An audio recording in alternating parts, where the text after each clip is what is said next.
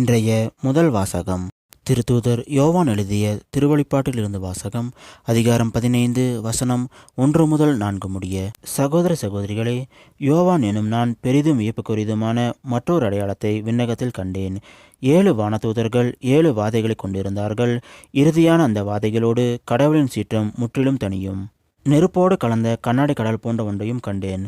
தொடர்ந்து விலங்கின் மீது அதன் சிலை மீதும் என்னால் குறிக்கப்பெற்ற அந்த ஆள் மீதும் வெற்றி பெற்றவர்கள் கடவுள் கொடுத்த யாழை ஏந்திய வண்ணம் கண்ணாடி கடல் அருகே நின்று கொண்டிருக்க கண்டேன். அவர்கள் கடவுளின் பணியாளரான மோசேயின் பாடலையும் ஆட்டுக்குட்டியின் பாடலையும் பாடிக்கொண்டிருந்தார்கள். கடவுளாகிய ஆண்டவரே, எல்லாம் வல்லவரே, உம் செயல்கள் பெரியன, வியப்புக்குரியன. மக்களினங்களின் மன்னரே, உம் வழிகள் நேரியவை, உண்மையுள்ளவை. ஆண்டவரே, உமக்கு அஞ்சாதவர் யார்? உமது பெயரை போற்றி புகழாதார் யார்? நீர் ஒருவரே தூயவர்.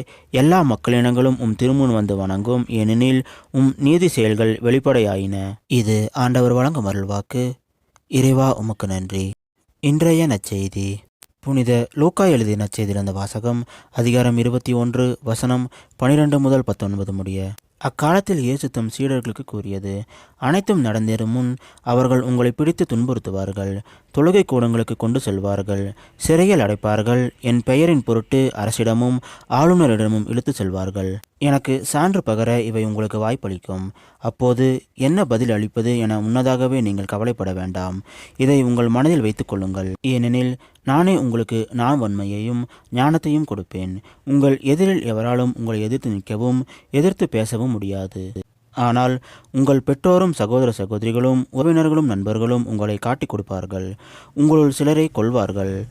என் பெயரின் பொருட்டு எல்லாரும் உங்களை வெறுப்பார்கள். இருப்பினும் உங்கள் தலைமுடி ஒன்று கூட விழவே விழாது. நீங்கள் மன உறுதியோடு இருந்து உங்கள் வாழ்வை காத்து கொள்ளுங்கள். இது கிறிஸ்து வழங்கும் நற்செய்தி. கிறிஸ்துவே உமக்கு புகழ்.